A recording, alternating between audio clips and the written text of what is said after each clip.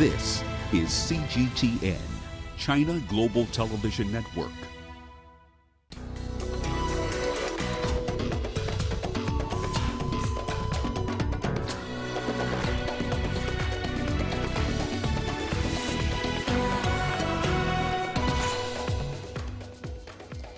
Sudan's Freedom and Change Coalition and Military Council set to sign an agreement on Saturday.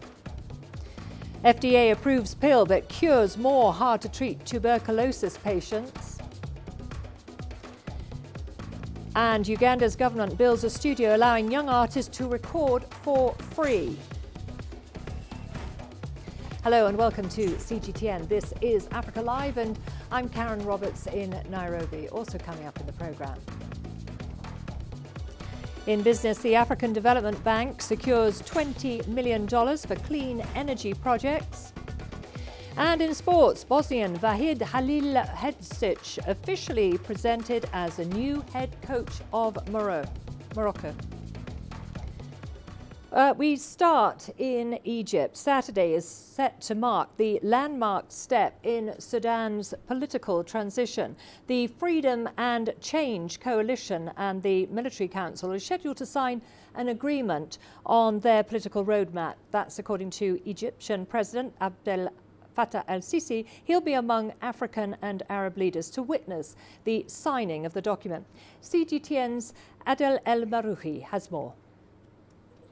Sudan's signature of the constitutional declaration document is going to be celebrated continentally as a model of an African-led effort in resolving disputes. Sitting at the helm of the AU this year is its northern neighbor Egypt, a nation that feared further instability in Sudan the most. Egypt's chairmanship to the African Union may have been a catalyst to lead this vital role to overlook the negotiations between the Sudanese parties.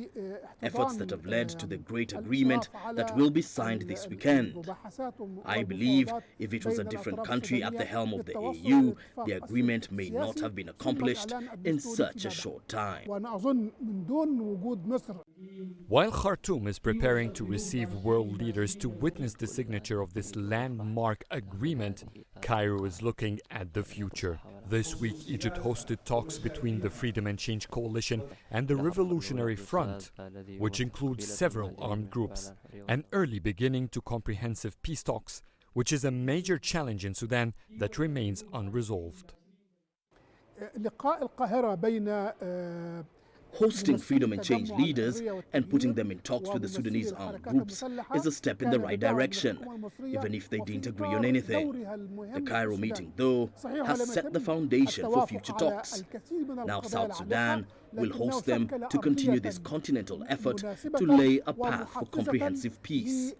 No one should expect issues lasting for more than 3 decades to end in a 2-day conference. It needs patience.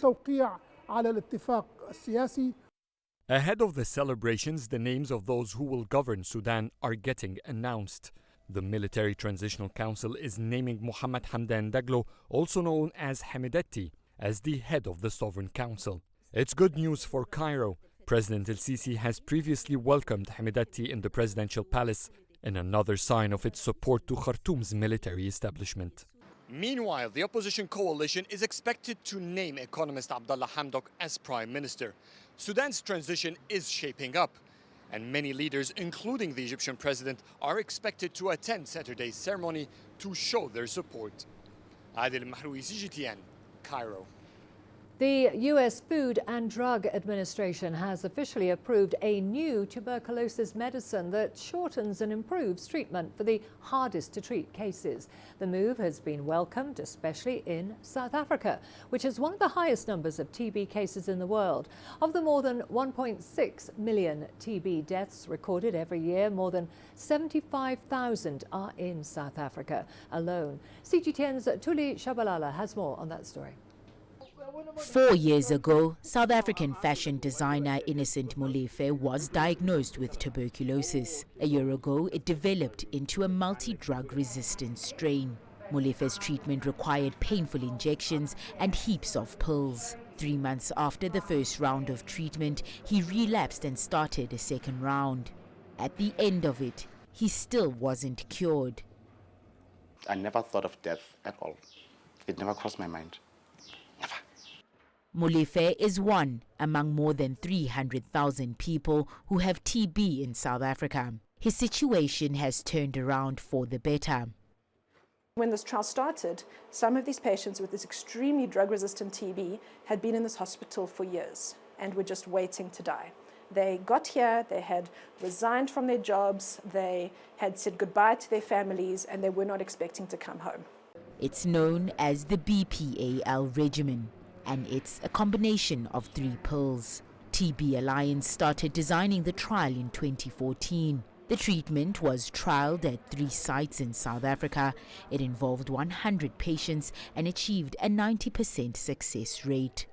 This trial has shown that 90% of people will get cured if they take 6 months of 3 drugs. And that's completely changed the whole face of this TB, because 5 years ago or 4 years ago when this trial was started, only 1 in 5 people were surviving this very, very dangerous XDR. 80% of people were dying, and now we're curing 90% of people.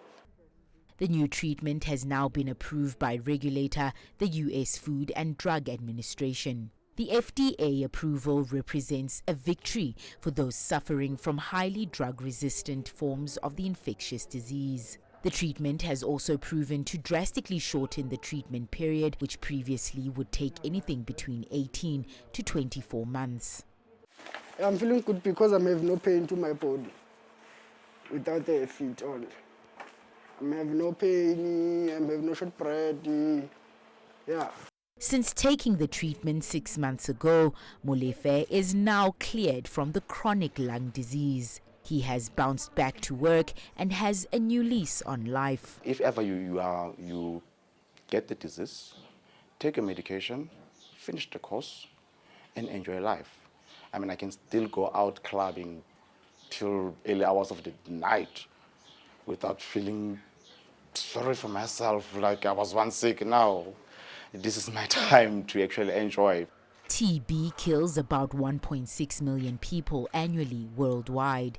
It spreads through droplets when someone sick with TB sneezes or coughs. The new treatment will help thousands of patients in India, China, Indonesia, and South Africa. Tuli Shabalala, CGTN. There are more than 7,000 new cancer cases recorded in Zimbabwe every year, and it's overwhelming the public health delivery system, which has only 2 treatment centres across the entire country. The latest available statistics on cancer are from 2016, during which 7,265 new cases and about 2,600 deaths were recorded. Startling figures that highlight an escalating crisis which is worse than the numbers show. It is also very important for us to point out that these statistics, they actually, in as much as they are important in our programming, they actually underestimate the situation. Why? Because these are the people who have afforded to be diagnosed of cancer. So we are counting the cases that they have afforded to be diagnosed of cancer, yet there are a majority of people who cannot even afford the cost of diagnosis. But even those who detect the disease find it hard to access treatment services available at just 2 public facilities. Apart from the cost of treatment itself, the centralization of services means that people are supposed to move or to migrate from a rural area to come to Harare or to Bulawayo to access those services. So there are other costs which we normally call the hidden cost to cancer. The transport cost, the accommodation cost whilst they are receiving treatment in Harare or Bulawayo, and also the food cost. The sheer amount of work the treatment equipment has to go through has also led to problems. In March, all 3 radiotherapy machines at this hospital were down, leaving hundreds of patients stranded. Misconceptions and myths about cancer have also worsened the crisis. According to the Zimbabwe National Cancer Registry statistics, 81% of the cases are diagnosed at advanced stage, usually stage 3 and stage 4. And that in itself gives us less chances of curing the cancer. So we have a very big information gap. Correct information about cancer and correct information about modern cancer treatment need to be available. Should that happen, and more resources directed to spreading treatment beyond the two big cities, then many more here will have a chance to fight and beat cancer. Farangwa Kutuya, CGTN, Harare, Zimbabwe. We are going to a short break now. Lots more to come, including South African and Chinese police team up to fight crime. And over 150 children killed this year in intercommunal violence in Mali. For lucrative economic data out of the country, the country's foreign currency reserves. With a dedicated and diverse team of anchors, CGTN now brings Africa to the palm of your hand. Perina Karibe in the heart of Nairobi, which is bustling. From everyday heroes to the continent's most powerful figures, we bring their voices to you. We haven't changed. And this is something most of us are very excited about. We bring you news that's changing perspectives.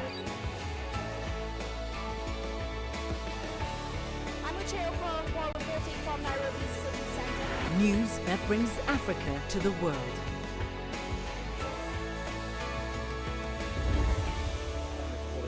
CGTN. See the difference.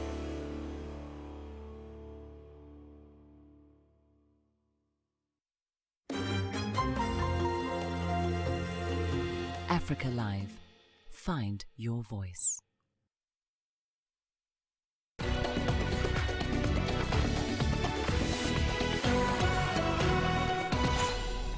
The Democratic Republic of Congo's government has expressed optimism following the successful trials of new Ebola drugs. The two drugs, which have been on clinical trials since November, showed promise in reducing the death rate of patients treated in the DRC. Leon Esenyange has more from Kinshasa. The Regenerative 3 and AMAB 114 drugs will now be made available to all Ebola patients in the DRC. Trials showed they offer a greater chance of survival among the patients, to the point where scientists say the disease can become preventable and treatable. While violence has hampered efforts to contain the virus, mistrust among affected communities has also prevented many who have contracted Ebola from accessing treatment. Dr. Jean-Jacques Muyembe, the Director General of the National Institute of Biomedical Research, says the discovery will help change attitudes. The problem we have is the lack of community engagement, because most of the people will say, yes, if you send your patient to the treatment center, he will die. So now we will say, no, send your patient to sit at you, we will cure him. So this treatment has a positive impact on the fight against Ebola, on our strategies against Ebola. The current outbreak, the second largest ever, has lasted over a year in the DRC, and more than 2,800 people have contracted the disease. Nearly 1,900 have died. Last month, the World Health Organization declared the epidemic a public health emergency of international concern. Leon Sanyanga, CGTN, Kinshasa, Democratic Republic of Congo. The Johannesburg Metro Police and the Chinese police have strengthened ties between them and vow to help each other fight crime. The Johannesburg Metro Police Department senior officials on Wednesday welcomed Chinese police trainers. The trainers will train JMPD officers in professional policing and self-defense. CGTN's Yolisa Njumela has more. The city of Johannesburg is known to have quite a high crime rate, and police and crime busters are constantly at war with criminals. On a long night out, Johannesburg's finest are often drawn to the inner city on joint intelligence operations. A common operation for these men and women in law enforcement, but they also always need to be at their sharpest. Hence the need for all the assistance they can get. In this case, it has come in a form of professional Chinese police trainers. The Johannesburg Metro Police Department, or JMPD, on Wednesday welcomed the Chinese professional trainers. It's all in an effort to ensure the safety of the citizens of the city and the visitors. We're very happy that we have these representatives from China who can teach us the different methods of policing that they use in China and compare that to how we apply our police strategies in Johannesburg, and hopefully to be able to use their methods to be able to improve on what we are doing in Johannesburg. Our focus is the same, and that is to keep the society safe. This training exchange forms part of strengthening relations between China and South Africa. We all know that right now the South Africa and China is very, very close connection. Right now we are the comprehensive strategic partnership. Not only the both presidents have the very good friendship, but also you will see the ordinary people do have the very close relationship, friendship. So I think it's a good start for the cooperation, especially in the law enforcement cooperation. It's quite important because a safe Johannesburg, a safe South Africa are in the both interests of the countries, both countries and the peoples. This undertaking will also ensure that South African and Chinese police have a direct working relationship. I think this is a very good way to be able to improve the relationships between the police from China and Johannesburg. So by having projects such as this, we can exchange programs. We do hope with the very close cooperation between the law enforcement of the both countries can do some contribution to a safe city and a safe South Africa. A move that seemingly resonates with the officers. In terms of the crime in our city, in Johannesburg, more units need to be established whereby we can fight crime. Officers need to be trained much better in terms of identifying criminals. Some Johannesburg Metro Police will also be sent to China for further training. Yudison Jamela for CGTN in Johannesburg, South Africa. The UN is sounding an alarm on the huge number of children being disrupted by the ongoing intercommunal violence in Mali. According to the humanitarian organization, more than 150 children were killed in the first half of this year. This is twice as many as the entire year of 2018. CGTN's Brian Toussaint has that report. Increased intercommunal violence and presence of armed groups has resulted in repeated attacks in Mali. Children are getting caught up in the violence. The situation has also exposed children to violent acts such as rape, detention, and psychological trauma.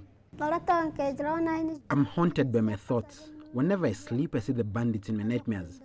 None of us can sleep soundly because our home is not safe anymore. I don't know what to do. Many have been displaced by the ongoing conflict. Dozens of children have been separated from their families. More than 900 schools remain closed due to insecurity. The country has been affected by a number of crises over the past few years. And children are the ones who have been suffering the most. Children have been killed, they've been victims of gender-based violence, they've been abducted, they've been recruited by armed groups. UNICEF is currently working with UN agencies, local authorities, and NGOs to support these children. Our teams have been working on the ground, and they're still working on the ground in Mopti, in Timbuktu, in Gao, in Kidali, in Menaka, but also in Kai and Sikasso, to support communities and families to go back to normalcy and for every child to have a real childhood.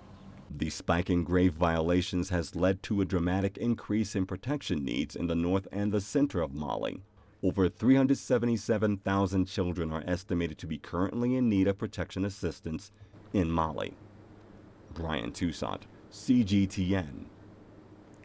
The crew and immigrants on the Spanish NGO rescue ship Open Arms have received some good news. 6 European nations have agreed to take the 147 migrants.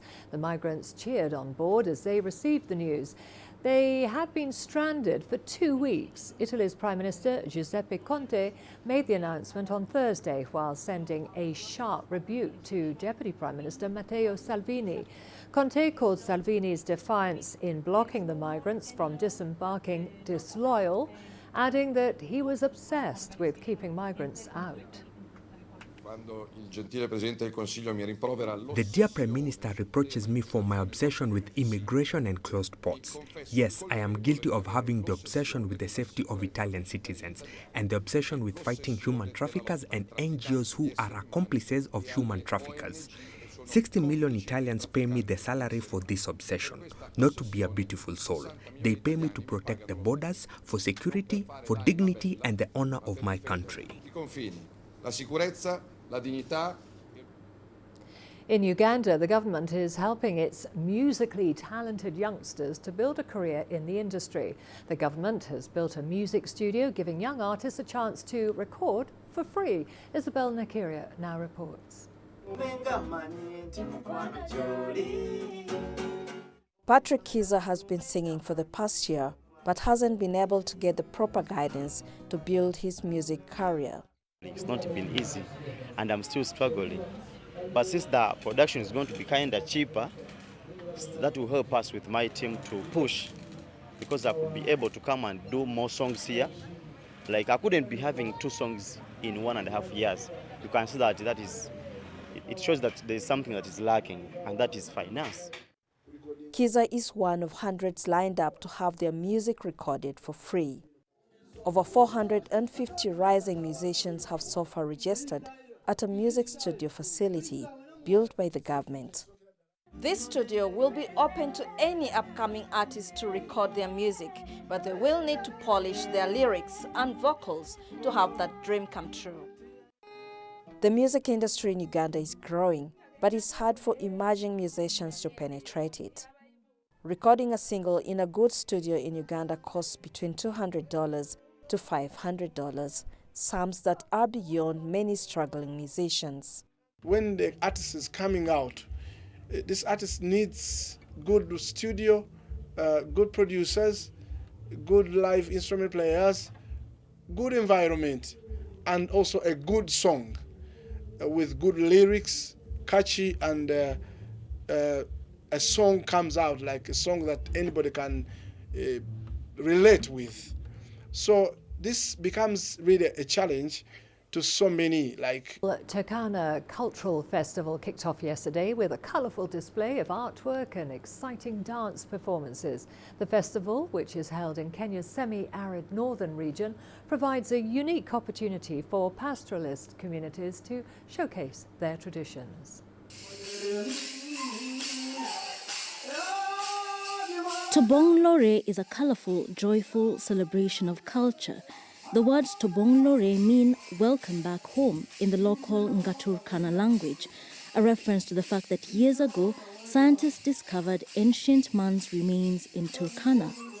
This, they believe, is the origin of mankind, and every year the county invites visitors to come and explore it. This year, among the special guests was Kenya's Deputy President, clothed in traditional gear. Tobong Lore is a celebration of peace between communities in Kenya and our neighbors. Turkana communities should know that they are part of Kenya. Other visitors came from beyond Kenya's borders. The Toposa from South Sudan, the Nyangatom from Ethiopia, and Uganda's Karamoja community all share a common historical background with Kenya's Turkana people. Divided by geographical borders, the festival brings them back together. We are fostering peace efforts with our neighbors because we come together, eat together, and pray together. But they are not the only ones. The festival, which is in its 5th year this year, continues to attract Kenyans from every corner of the country interested in the county's rich history. It brings different communities together, even the ones we locals have never met before. This festival introduces us to them. In the exhibitions at the festival grounds, visitors find a mix of the old and the new, garments and traditional foods, and the beautifully beaded ornaments the Turkana favor. It's their introduction to Turkana. Even after the festival ends, locals hope the visitors will remain to sample local tourist destinations. And when they arrive, the visitors will be welcomed with song and dance from cultures that continue to thrive. This year, about 10,000 people are expected to attend the Turkana Cultural Festival over the course of 4 days. Each of these encouraged to carry with them a memento to remind them of their roots even when they are far away. Bulkizanyabo, CGTN in Turkana. Well, let's go back to our top story in Sudan on the peace deal to be signed over the weekend. CGTN's Giram Chala sat down with Mohamed Dirir, the Ethiopian Prime Minister's envoy to Sudan, to speak about his mediation efforts and the impact of a peace deal. First of all, we have never had prescriptive solutions to the Sudan. The Prime Minister, Dr. Abiy Ahmed, has given me an assignment to bring them closer as much as they can so that they could move forward in a very, the time was turbulent, in fact. This has to be underlined because there was the sit-in, the civil disobedience, the FFC, the declaration for freedom and change was asking for the release of a number of political prisoners. So there was a tense situation when the Prime Minister came to Khartoum. What we did was listen to the Sudanese people, to their aspirations, to their worries, concerns, and listen to the parties as much as we can. The negotiations were stiff sometimes. There were stalemates and deadlocks. But the most important thing was there was a goodwill from both sides. Now the agreement is signed, an exciting moment indeed. And the next process, the parties have initialed the constitution, which is going to take the country for the next 3 years under the transitional leadership. The Prime Minister is expected to be assigned, and right after the cabinet in the country for the 3 years of leadership. So what can we expect in this implementation phase, Ambassador? This is what we call the birth of a new Sudan, in fact. And any birth or delivery is very important and a very difficult, challenging, has very difficult and challenging moments of its nature. I think, and I understand that there is a serious commitment on the side of the young leaders in the FFC and the TMC as partners to move forward the process and to work with the region and with the African Union. Well, it's obvious that these stakeholders in the Sudan should work alongside one another for a better result on the ground. And what do you think they should do to see the signed agreement on the ground for a better democratic Sudan to be seen in the future? The issue is boils down to the commitment of the parties, to the commitment of the Sudanese leadership. And when I say the leadership, I mean the partnership between the TMC and the FFC at this stage. Once a civilian government is formed, then the responsibilities will fall upon the shoulders of the Prime Minister and his government. And this is a very challenging time. We have helped the Sudanese people to transcend this very difficult episode. And I think what is waiting for the Sudan is more difficult, is more challenging, and I have all the confidence that I have in the Sudanese people that they can save their country from what is happening in the neighborhood. You should also be part of the implementation.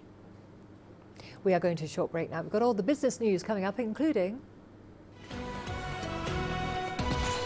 the African Development Bank secures $20 million for clean energy projects.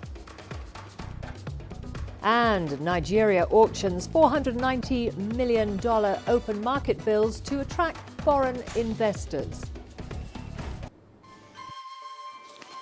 You don't find the stories of North Africa by sitting on the sidelines.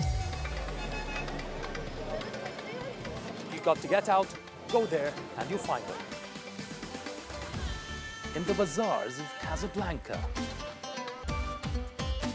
among the crowds in Cairo, who come to visit Cairo, the ancient capital of Egypt. Along the waters of the Nile,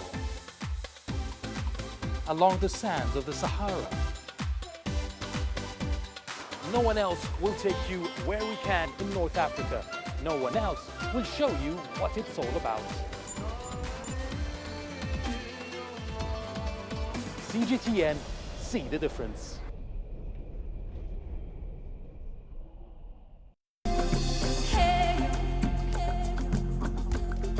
Accra is my kind of city. That's because when I'm here, I feel like I'm back home in Lagos or Abidjan, which are two of the major cities I grew up in.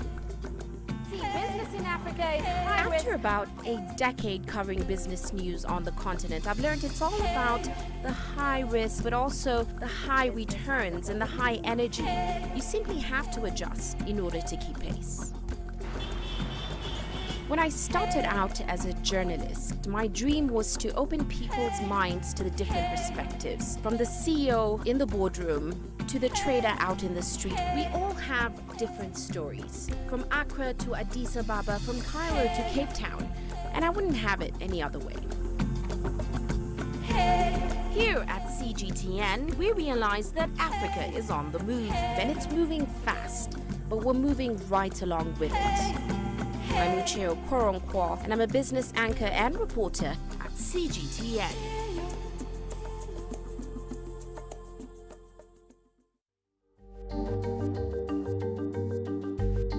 Africa Live. Find your voice.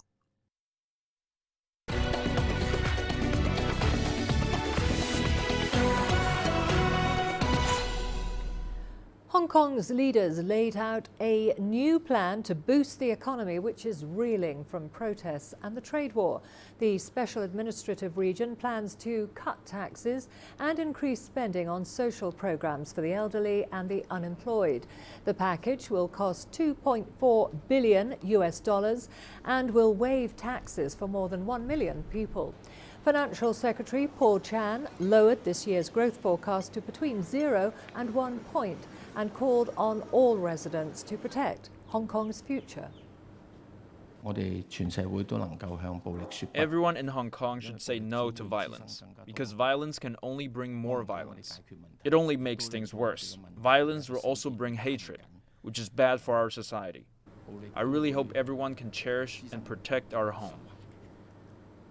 China's ambassador to the United Kingdom said China will not let the violence in Hong Kong continue and warned British politicians not to interfere. This ancient Chinese teaching. China's ambassador to the UK, Liu Xiaoming, delivered a strong message about Beijing's position on the protests in Hong Kong, which he said are mixed with extremism, foreign force intervention, and media distortion.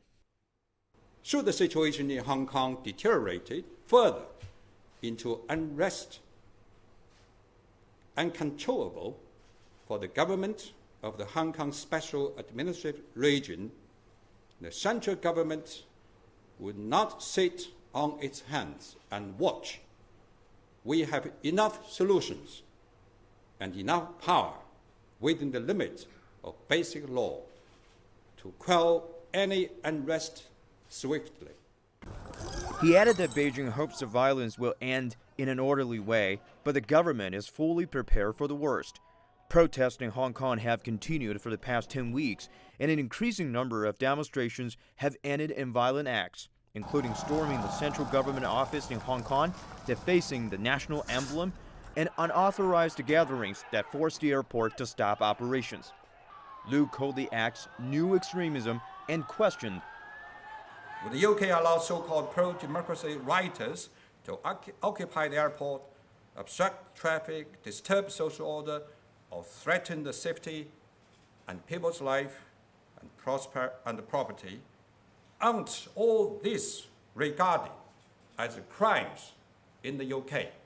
Liu also condemned some Western media who have removed the protesters' crimes from their coverage. He showed the attendees of press conference some footage from Hong Kong protests that they have never seen in Western media.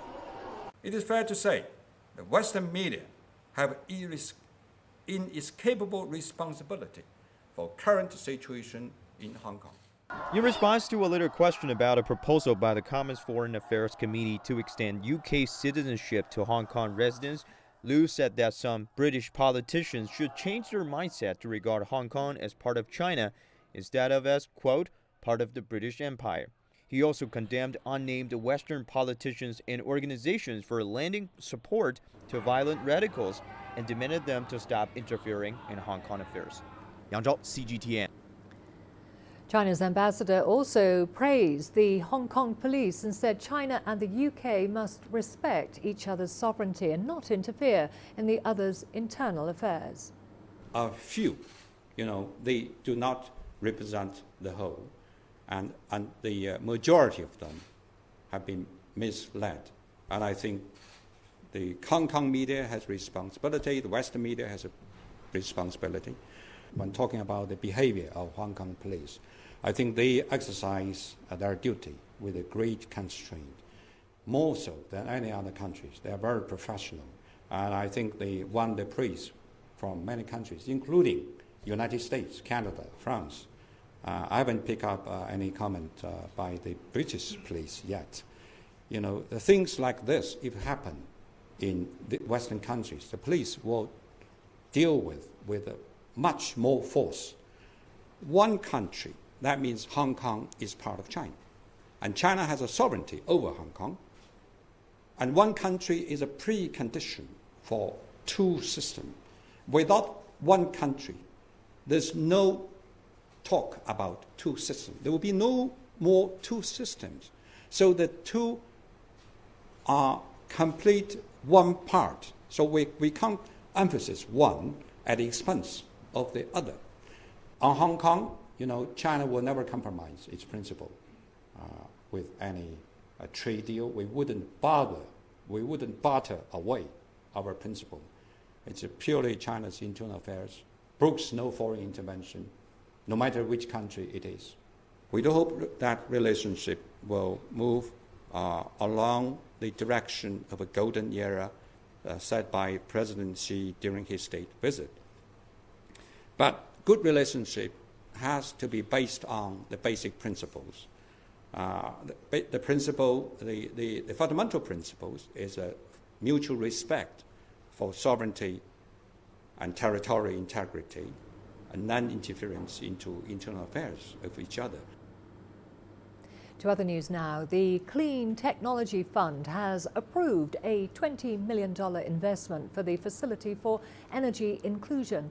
The facility is sponsored by the African Development Bank to provide sustainable financing for small-scale renewables across the African continent.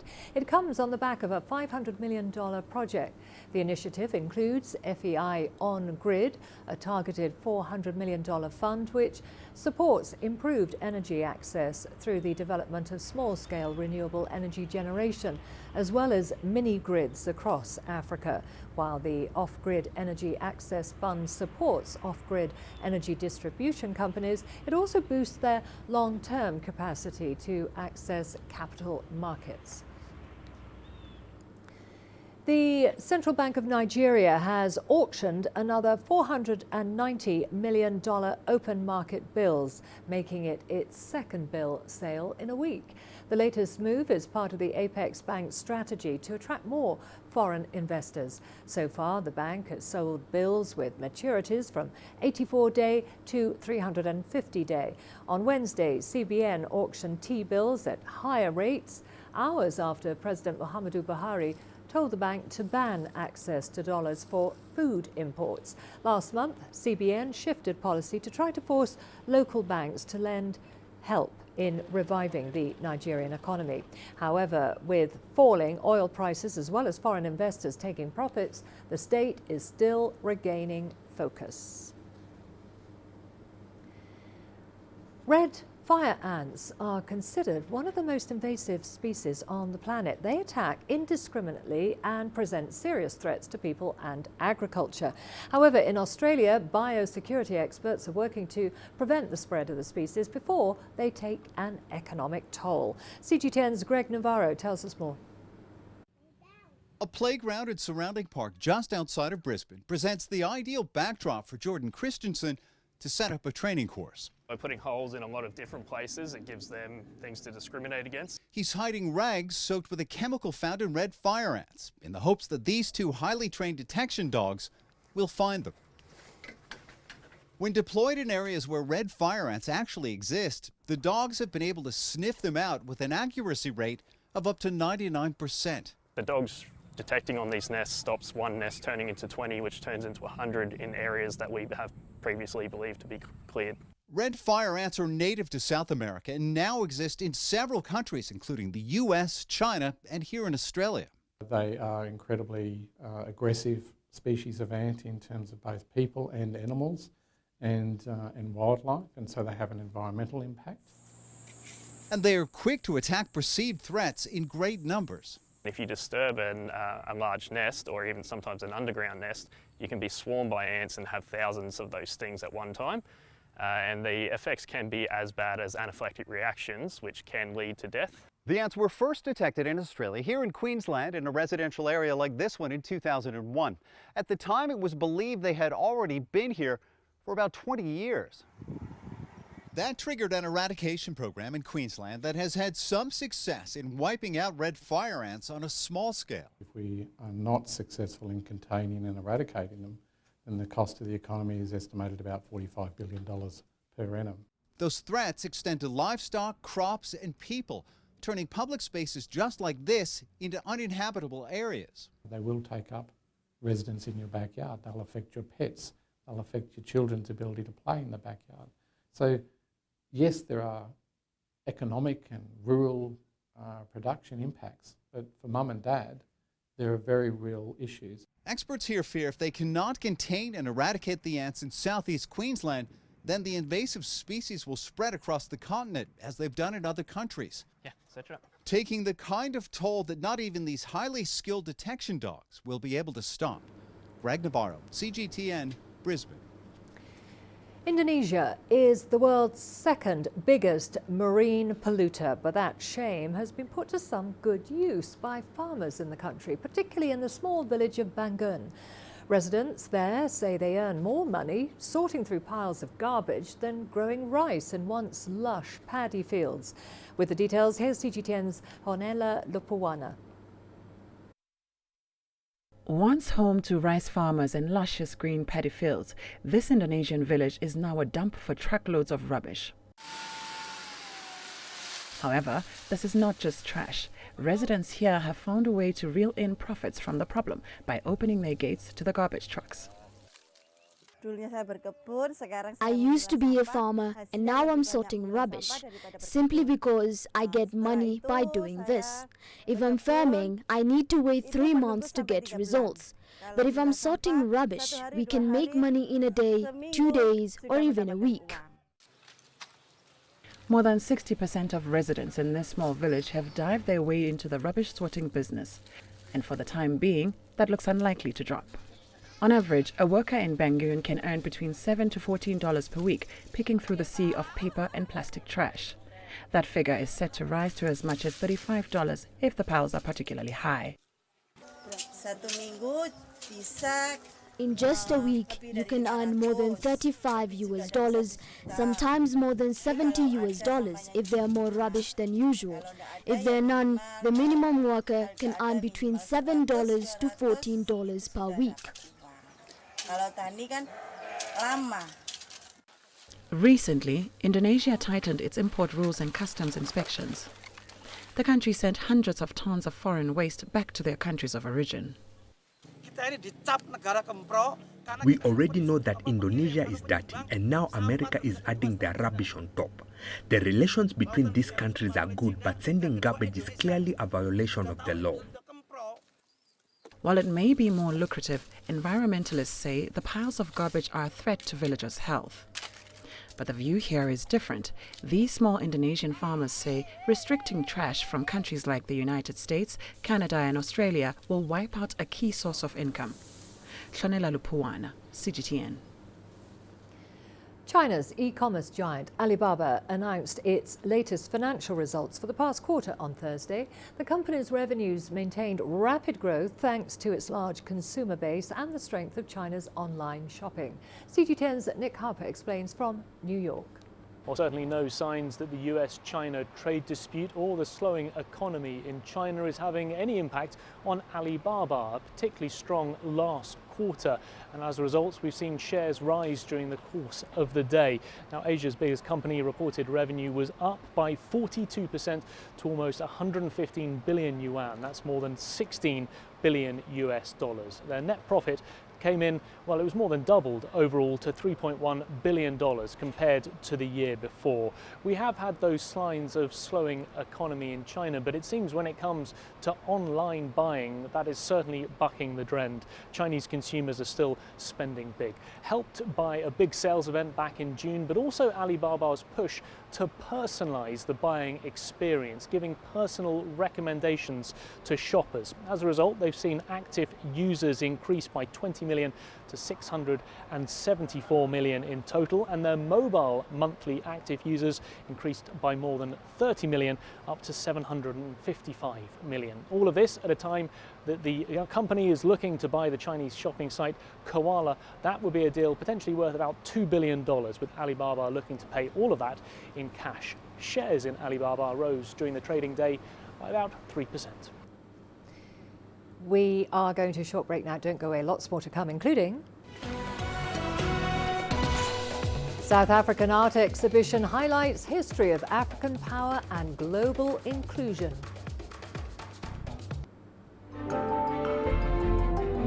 Africa Live. Find your voice.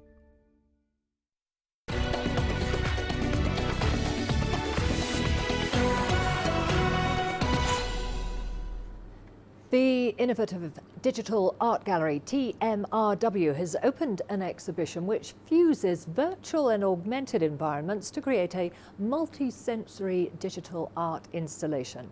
The exhibition reimagines histories of African power, representation and global inclusion. CGTN's Yulisa Njamela has more. The Magolide Collective presents the counter space of pop culture in Zaire. This collected body of work aims to reimagine African art histories. The exhibition captures one's imagination and delights your senses. It's a multi-sensory digital art installation combining video art with performance. This body of work seeks to address the intersections found between spectacle, pop culture, and Black identity. In fact, the art consumer becomes the art, all in the process of consuming this body of work. The spectator is encouraged to move around the space, taking in the landscapes and portraits before them. So the collective exists in a way that we use the visual language and visual material to speak about ideas, more specifically about marginalized, omitted histories of African bodies and marginalized bodies. People are taken through an experience, however that experience unfolds in their mind, and hopefully an experience is something that you remember. The collaborative effort is paying off as art consumers are in awe of the new kind of art. Technology has not only changed the way we consume art, but it has also changed the way artists create, critique, and share the art. Yeah, definitely. Because a lot of other artists that come in start to then see a new way of practicing. Not only artists, just other people, families that come in, or people that weren't interested in art beforehand or who are now interested in art. They're coming in and kind of seeing, oh wow, there is room for me to practice even if I am just a technician, or if I am just doing this, or there is space now for me to exist in this realm. So they end up feeling quite ephemeral in the sense that they're fleeting. The moments are there, but then they're gone. And that's something that's interesting to speak about when you're talking about histories that have both been forgotten, erased, and overturned. Overall, this collaborative exhibition is also intended to break down Western modes of consuming art, welcoming technology into the gallery space. The Western mode is definitely the playground that we're in right now. And the more we see how the toys can be used differently, we start to play around a little differently with how we make up our games. Ultimately, the imagination is the segue into everything that we understand and our perspectives of the world. Vincent Baloyi is a traditional sculptor artist who has joined these young digital artists. I mean, it's good because they refresh myself, my mind, and it's good. I learn from them, and like they learn from them. It's very, very important to work with young people because you always, your mind, and refresh. These artists believe that their kind of art is the future. Yolisa Njamela for CGTN in Johannesburg, South Africa. All the sports news coming up for you after the break, including